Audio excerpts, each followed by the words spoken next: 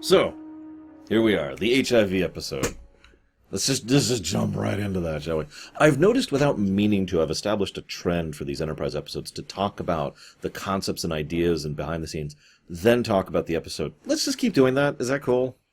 Like, I mean, at this point, we're halfway through season 2, but can we just keep with that? All right, cool. Back in, this episode came out in February of 2003, and some of you may or may not have been around for this, but there was this big thing that Viacom did all the way back in the day, from about 2002 to about 2006, excuse me. And it was called No HIV/AIDS. No as in K-N-O-W. Sorry, I should clarify that, as in you should know HIV. You should understand and acknowledge it. And it was a big push to try and de-stigmatize it.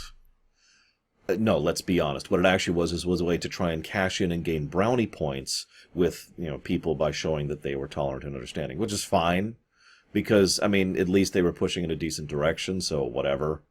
It's like the old saying, if a horrible corporation decides to dump $1 million on a good charity, at least the good charity gets the $1 million, right? So, cool. Anyways. So, that leads us to this episode and this concept. I don't know if I want to tell you this story or not. That's the great thing, isn't it? Sometimes it is actually scary to talk about things because, well, if I'm talking to someone in person, I generally have an idea of the kind of reaction and approach they're going to have. Talking about something on the internet, I just released these on YouTube and my own MP3 podcast format of these same videos. So it's entirely feasible that all manners of dreck might come up. But then I remember that, first of all, you guys are awesome. And you are. That's not hyperbole. You guys have been consistently great across Voyager, Babylon 5, TNG, DS9. I don't know if you're great for Enterprise. These episodes haven't gone live yet. But the fact is, y'all are awesome. So I think I have at least a bit of trust in my audience to speak freely about this. So let's talk about the controversial rule, shall we? Or the no controversial rule, as the case may be. Back in the day, 4th grade. I was in 4th grade. This would have been 90-something. I'm not actually sure off the top of my head. Let me walk back. So that would be 96. So that's 95. That's 94. That's 92. This would have been 1991-ish. 91, 92, somewhere around there. There was this big stigma in where I lived at the time, which I'm not going to tell you where it is, don't ask, against homosexuality. Oh my God, they're so terrible. Because, well, there's no answer given to that, is there? Which is kind of my point. So as a young, impressionable 4th grader, my reaction was, what's the issue? Like, why are you so against this? You know what reaction I got from that? Small volume warning for you here. The reaction I got was, Rah! Now I'm going to try not to do that anymore because I'm sure that's irritating to listen to. But I wanted to do it at least once to get across the idea because I think that sound best encapsulates why the no controversial rule exists. Because people will just react to it. Not all people, of course. See, most of you know I have the no controversial rule, but most of you probably do not know is the exact manner it is executed in. It's not all topics. It's not politics or whatever. It depends on the topic. It depends on the time. It depends on the location. It depends on the people. It's a nice big gradient, and it's a constant formula that I have running in my brain pretty much all the time, depending on whom I'm talking to, including you guys. I still have a specific slot where you guys are, this is my audience that I'm talking to, and I'm also considering the current time that I'm recording these in, right? So that rule exists to remove the people from the equation. Now, I don't mean the people who disagree. I actually have plenty of people who disagree with me. I was actually having a disagreement today about this episode with someone in Discord. No joke. And that's fine. As I've said many times, we're Trek fans, right? We all disagree, but we're pretty cool about it for the most part. Some of them, I've seen some outliers. I've seen that % of a % who are reh, but they are a % of a %. They're way over there in the corner, and let's be honest, screw them. Which leads me to the idea of the no controversial rule. My approach, my solution to that? Nope. I just nope out of that. Now, whether that works or not is, of course, debatable. That is my personal solution. I'm not trying to say it's right or correct. It's just over the last 25 years that I've had that rule. That rule has been enforced. It's not gotten weaker. I actually had a personal altercation with someone, no names, with just a couple of months ago, which reinforced that point. I could just pull up Twitter and browse random Twitter posts for about 20 minutes and reinforce the point. I imagine some of you have what I call the no controversial rule to some extent or another. There's some topics which you just avoid with some people, right? That brings us to HIV and the stigma that was attached to it, because only someone who's a homosexual would ever contract HIV. And, I mean, who cares about them, right? They're barely even human. Why, they dare to... hang on, what do they do again? That's it? That's all that... But why don't we like them again? Oh, right, okay. Because, you know, no good reason and all that. Okay, I'm going to go and be honest. I tend to do a lot of these in my head briefly, like get an idea of what I want to say before I actually hit record. I had an idea of where I wanted to spin this particular part of the conversation. I've decided not to do that because of the no controversial rule. It's one of those things where, because there's gradients, right? There's some things you can talk about as long as you don't give an opinion, and there's some things you can't even bring up. And there's a few things I don't want to bring up, and if I use examples, I will give my opinion, thereby violating my own rule. So we're just going to avoid both of those. Instead, we're going to use Allegory, which is what this episode does. Hey! I like apples. Actually, I don't like apples. I like... what's a fruit I do like? I like pomegranate. Love pomegranate. Oh, I wish I had pomegranate right now. I could go to the grocery store. It could be... sorry, pomegranate dreams. I'm sure you understand. Because, no, you don't understand. You hate pomegranate. What is wrong with me? How dare I like pomegranate? That's so disgusting and vile. And I'm like, but it's just pomegranate. What's the issue here? Well, but you like pomegranate. Yeah, but I like pomegranate. And I just, there's such a disconnect of understanding here. At least for me. Now, I don't think like human beings, because I'm secretly a cyborg alien from another dimension, and the past, and the future. Vampire, undead, lich.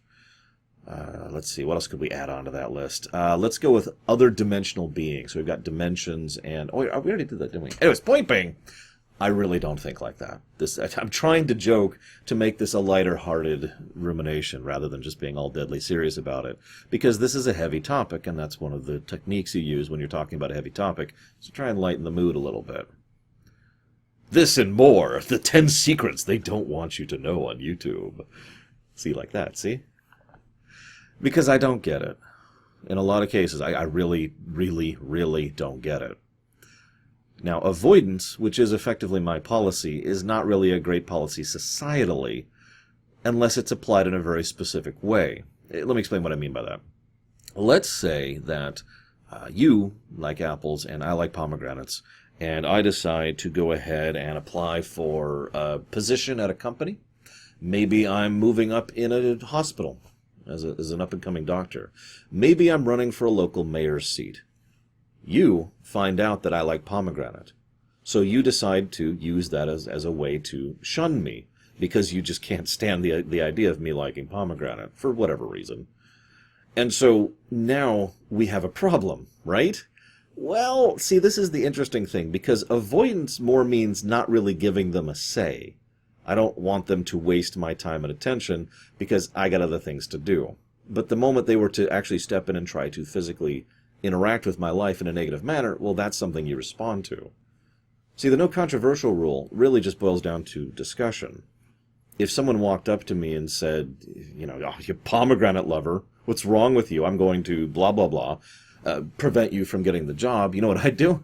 I'd go over your head and talk to those people about the fact that I'm being discriminated against because I like pomegranates. Now, I know that's not easy to do, and that's scary, which is why we all do that. This is what I'm trying to get across, the idea here, that if a large group of people decide to say there's nothing wrong with liking pomegranate, then what we have is the ability to push the res over into the corner where they fricking belong. With me so far? I swear this is related to the episode. Because because that's exactly what the episode is talking about. They use Pinar syndrome and melding instead of pomegranate. And their analogy is far more on the nose than mine. But I'm trying to use an analogy for all kinds of topics. They are specifically addressing HIV and homosexuality. Although the homosexuality thing is barely part of it. It's mostly the HIV thing because all the focus is on the disease. Never mind the people who are the small minority, the undesirables. This brings me to my second topic before we really start talking about the episode. The undesirables. So what do you do with undesirables? Well, you've got three options. You can murder them. You can decide to discriminate and spit on them and push them down, either for personal reasons or for pragmatic reasons. Hear me out. Or you can actually try to take care of them and uplift them and improve their situation. Now, you're probably sitting here thinking, Lord, you're talking nonsense. Hear me out for a second. So the murder option is pretty obvious. That's evil. Really, really, really evil. And that's what pogroms are about. So, no. Then there's the push down because of pragmatism. Now, this is the weird one. This is why I said hear me out. Because you're probably thinking, oh, the only reason to do that is because screw them. Well, no. This is the insidiousness of this. I've actually talked about this concept before. Hear me out. I'm going to get so many horrible comments on this. Oh, God. You have two cities in your civilization. One of them is lagging behind substantially. One of them is prospering like crazy, okay? There are, roughly, two strategies to deal with this. Now, there's actually like 50, but just bear me out for a second. You can focus all your time and effort and attention and personnel and materials and resources into the thriving city so it gets even more thriving, the multiplicative factor. Or you can devote all those resources to the struggling city to try and bring it up to the point where it's no longer struggling. Do you improve your strengths or do you shore up your weaknesses? Okay? Very, very basic approach. Now, there's been arguments for years about both of these sides and how one applies to the other, and this is something that applies when it comes to tactics, when it comes to politics, when it comes to economics, when it comes to household, time management. This is a near universal problem. Do you bring up the weak or do you bring up the strong? So pragmatically speaking, ignoring the obvious, pomegranate eaters suck mentality, one of the reasons that people go along with that kind of thing of pushing down the people who like pomegranate is because, well, they're already the undesirables.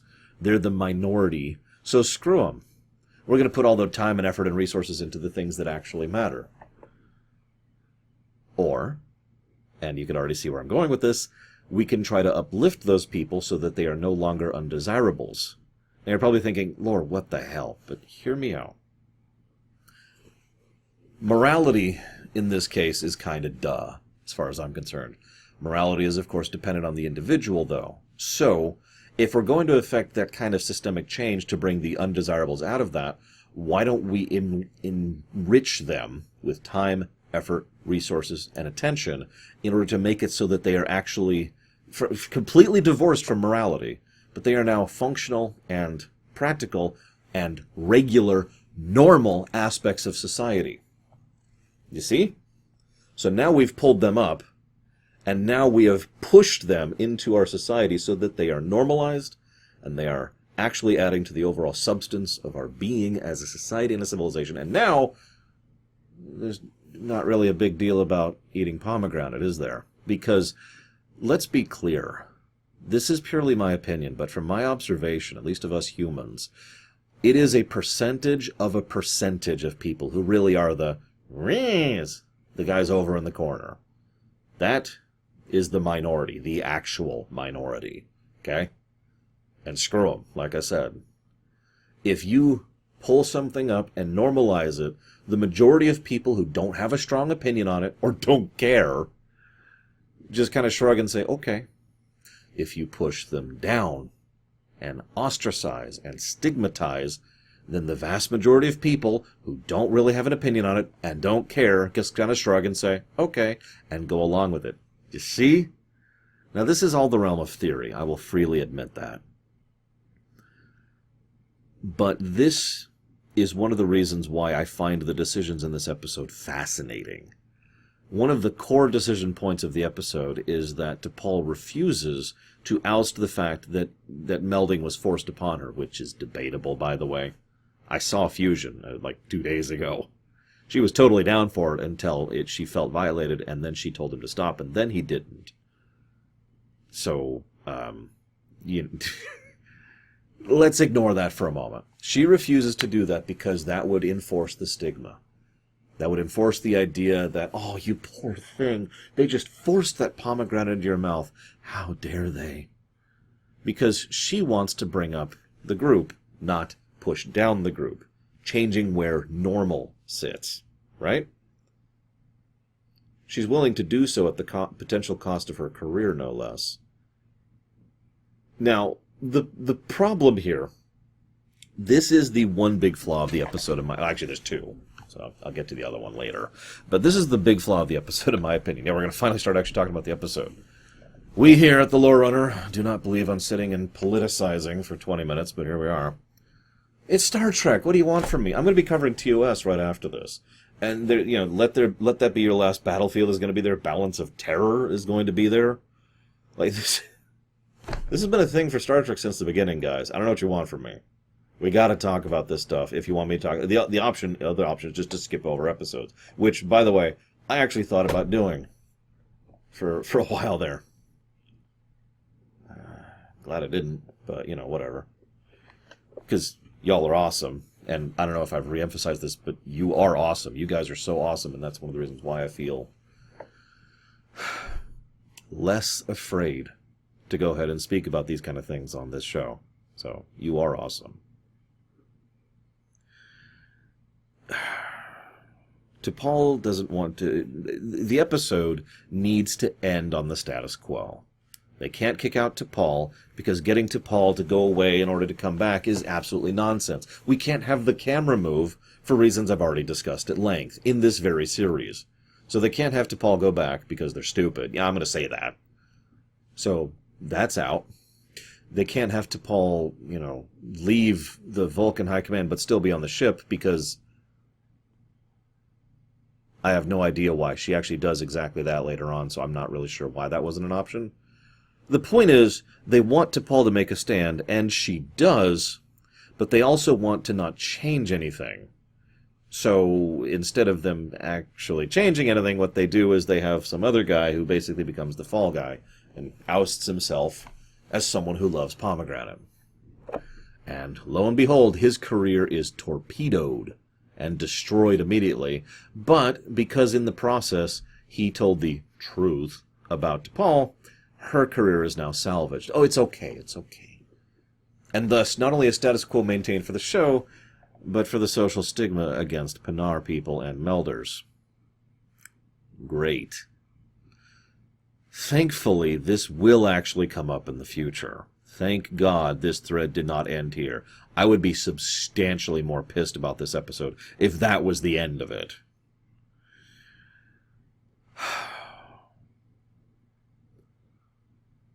So they're having an interspecies medical conference out in the middle of Timbuktu, apparently. How far away are they from everyone at this point? I know I've complained about this before, but they did a really good job in Season 1 of keeping track of the time and the geography of Enterprise as it moved, away from Earth and from the safe zones. And they have stopped doing that almost entirely in Season 2. Now that makes sense. Remember, the mandate. One of the two mandates. The mandate in this case was the mandate to, less continuity, more episodic. So, thanks for that. But the other mandate, more sexy. Sex it up a bit. So we're going to actually talk about the B plot really quick first. Because up comes Frizilla, or whatever her frickin' name is,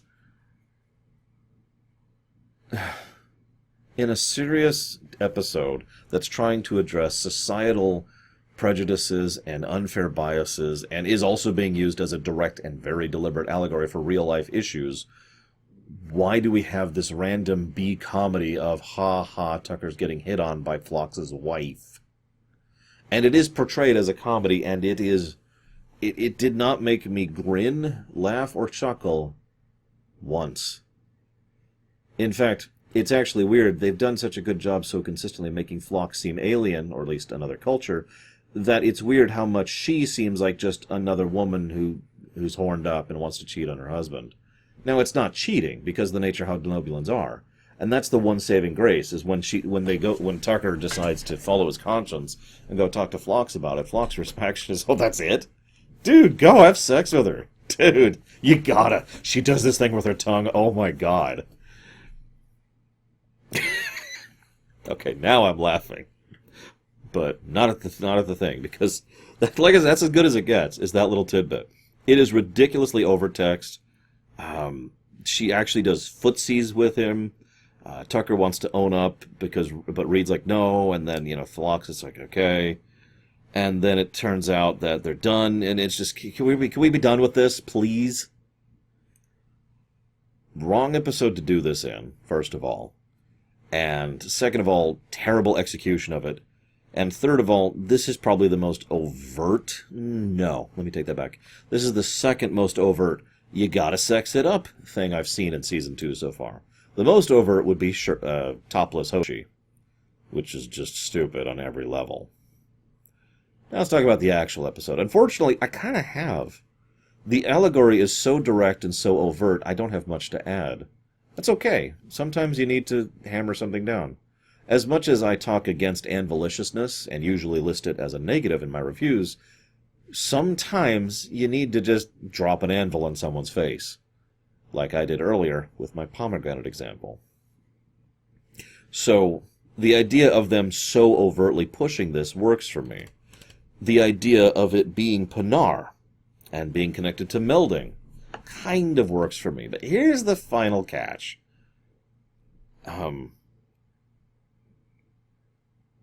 How many of you, generic blanket statement, how many of you dislike what they did to Vulcans in Enterprise Season 1 and 2? I suppose I should raise my hand on that too. Because, well, as I've been going through, logically, I've kind of seen where they're going with it.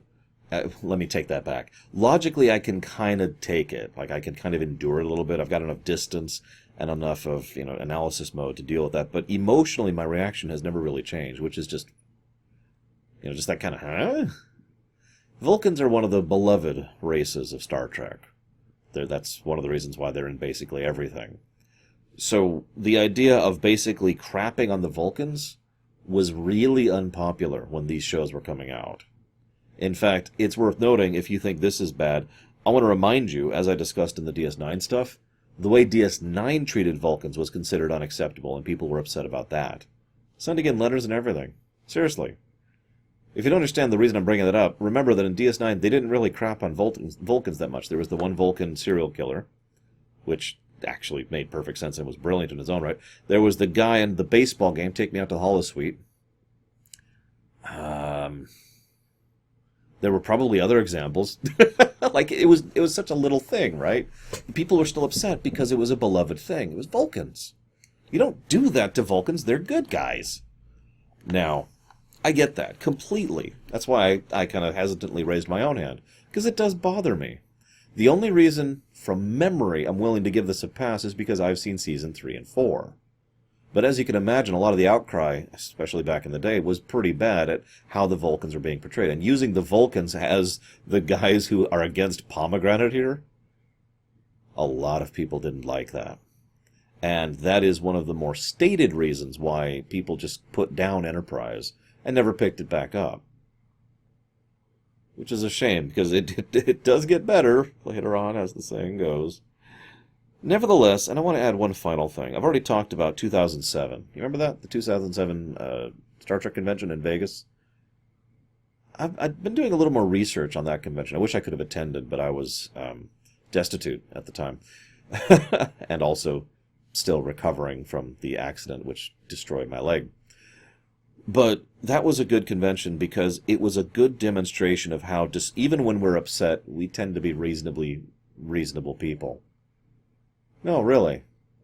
I've been to many Trek conventions in my life, and for all the arguments and disagreements, like I said, the overwhelming majority of people are cool.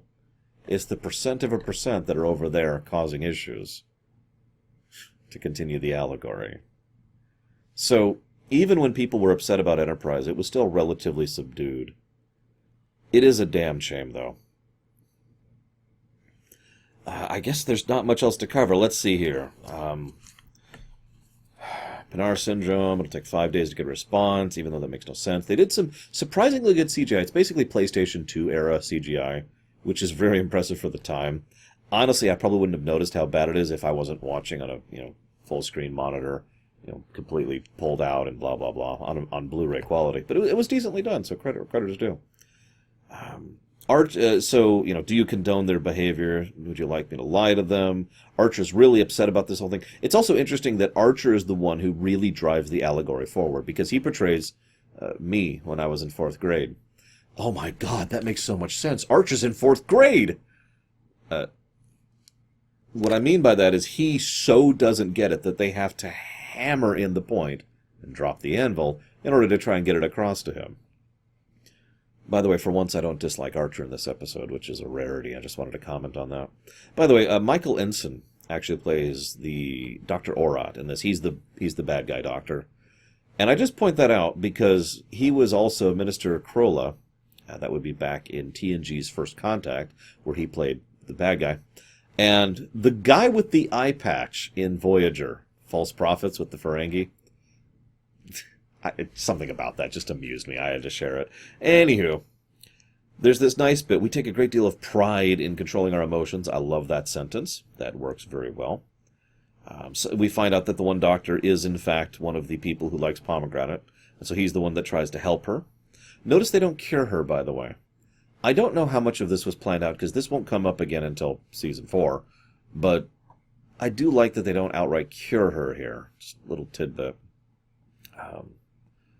T'Pol doesn't want to mitigate the circumstances. She points out that mitigating her circumstances don't always apply, because condoning will be a prejudice thing, and she wants to legally push this matter. At one point, they call the people who like pomegranate genetic aberrations. They also mention they are a minority who is diseased. They carry a social stigma, and the minority is undesirable, therefore a cure is not a priority.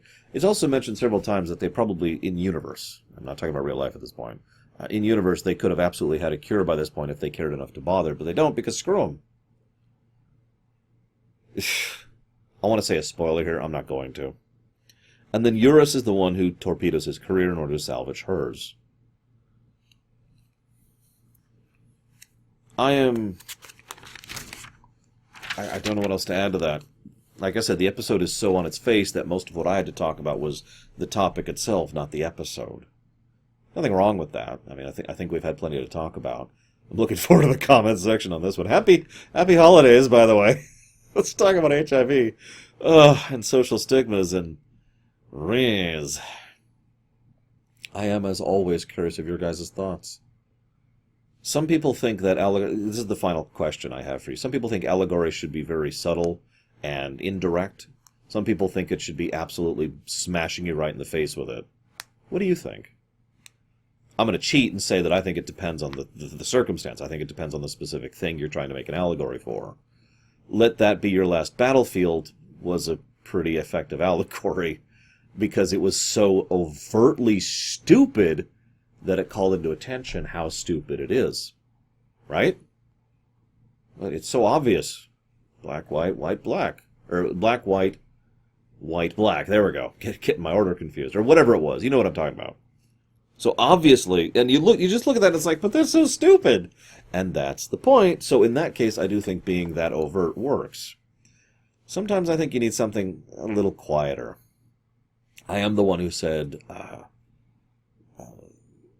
God, I can never think of the name of the episode, Furthest Reach Beyond the Stars or whatever, over in Deep Space Nine, worked really well, not just because it was so overt and obvious, but because it was directly tied in to Deep Space Nine. It was. Because that horrible, terrible, speciesist, garbage, nightmare, death doom was the Dominion, and exactly how they approach things. So it was actually literally showing what Cisco in modern time, and Trek in general, and the Federation in specific, were fighting against. They were fighting against that garbage. Right? Anyways.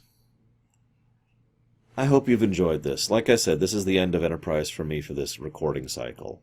So I'll hopefully be in a new studio next week. Either way, Happy New Year.